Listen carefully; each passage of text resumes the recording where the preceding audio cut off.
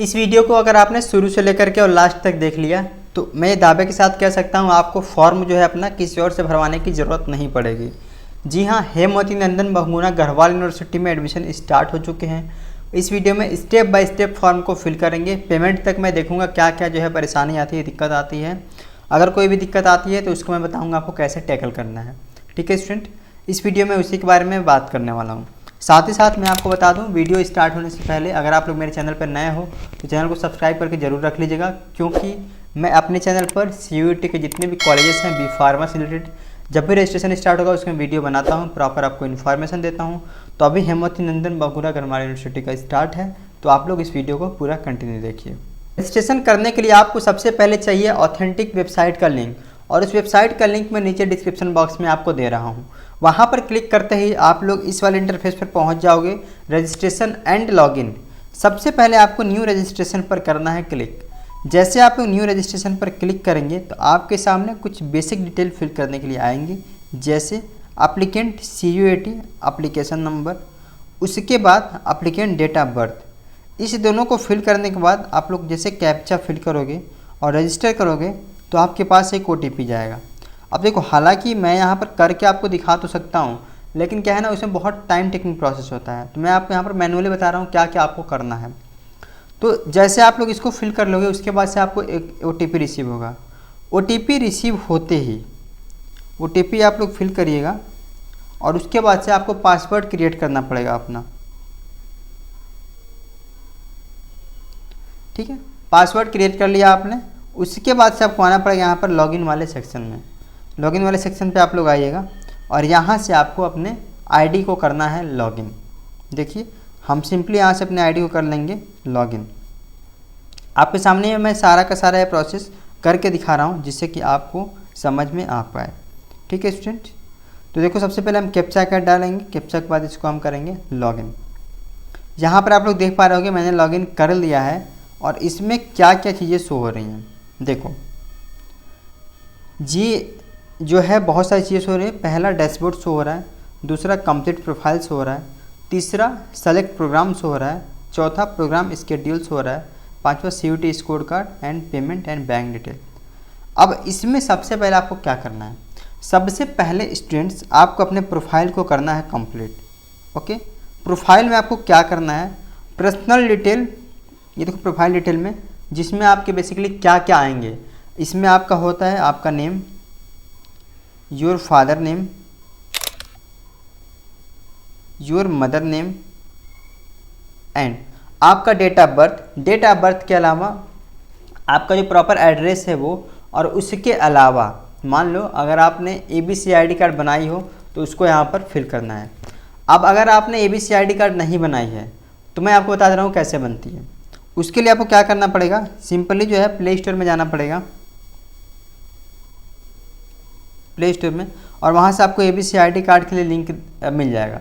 लेकिन आप लोग अगर ऐसे जाओगे ना तो आपको दिक्कत होगी, पता नहीं किस लिंक पर आप लोग क्लिक करोगे। तो उससे बेहतर ऑप्शन है, मैं नीचे डिस्क्रिप्शन बॉक्स में आपको जो है एक लिंक दे रहा हूँ ABC ID का। ठीक है, देखो यहाँ पर ABC ID का मैं आपको लिंक दूंगा। आप लोग क्या करना, उस लिंक पर जैसे ही क्लिक करोगे तो आप लोग पहुँच जाओगे सीधा और सीधा ABC नंबर जो है कैसे बनता है इस वाले आर्टिकल पर। देखिए, इस आर्टिकल पर जैसे आप लोग क्लिक करेंगे तो कैसे बनता है ABC ID। तो देखो, सबसे पहले आपको डिजीलॉकर प्ले स्टोर से डाउनलोड करना पड़ेगा, उसके बाद से डिजीलॉकर पर अपने आप को रजिस्टर्ड करना पड़ेगा, फिर डैशबोर्ड ओपन करना पड़ेगा। डैशबोर्ड ओपन करने के बाद go to document you might need ऐसे एक ऑप्शन आएगा, उसको क्लिक करना पड़ेगा। फिर आपको सर्च करना पड़ेगा ABC academic bank of credit number, फिर आपको यूनिवर्सिटी टाइप सर्च करना पड़ेगा और उसके बाद से आपको अपना यूनिवर्सिटी नेम डालना पड़ेगा।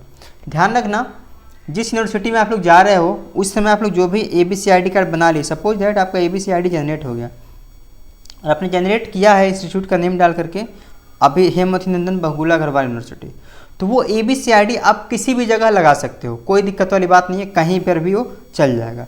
देखो ऐसे ABC ID कार्ड बन जाता है आपका डॉक्यूमेंट। ये डिटेल आप लोग डालोगे ना ABC ID कार्ड के लिए, नेम डालना पड़ेगा, डेट ऑफ बर्थ डालना पड़ेगा, जेंडर, इंस्टीट्यूट टाइप में आपको यूनिवर्सिटी डालना पड़ेगा और इंस्टीट्यूट नेम में आपको हेमवती नंदन बहुगुणा गढ़वाल यूनिवर्सिटी डालना पड़ेगा, जो कि वहाँ पर आ जाता है।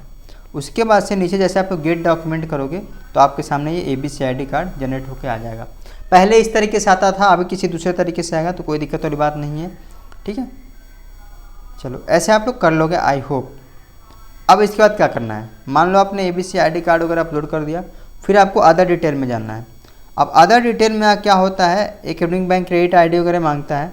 उसके बाद से आपको जाना है अपलोड वाले ऑप्शन में।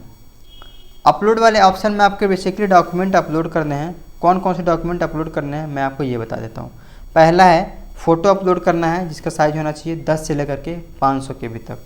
दूसरा है आपके सिग्नेचर अपलोड करना चाहिए, जिसका साइज़ होना चाहिए 10 से लेकर के 500 KB तक। तीसरा है अगर आपने कैटेगरी सर्टिफिकेट में OBC डाला होगा तो आपको यहाँ पर OBC सर्टिफिकेट भी मेंशन करना पड़ेगा। अगर नहीं डाले होगे तो आप में ये ऑप्शन नहीं आएगा। तीसरा है इनकम सर्टिफिकेट। इनकम सर्टिफिकेट में आपको इनकम सर्टिफिकेट डालना पड़ेगा। ये कंडीशन तभी अप्लाई होता है जब आप लोग जैसे मान लो कर रहे हो और आपने कोई एक्स्ट्रा बेनिफिट लिया। जैसे कि कभी कभी फॉर्म में क्या होता है, पूछता है कि आप लोग रूरल एरिया से बिलोंग करते हो क्या, तो उसमें आपको इनकम सर्टिफिकेट डालना पड़ता है। वैसे तो यहाँ की फ़ीस बहुत ही नॉमिनल है, मतलब कि मैं आपको बता दूँ 52,000 रुपये का ही फ़ीस है। नीचे डिस्क्रिप्शन बॉक्स में फ़ीस और हॉस्टल चार्ज मैंने दे रखा है, आप लोग उसको ज़रूर चेकआउट कीजिएगा।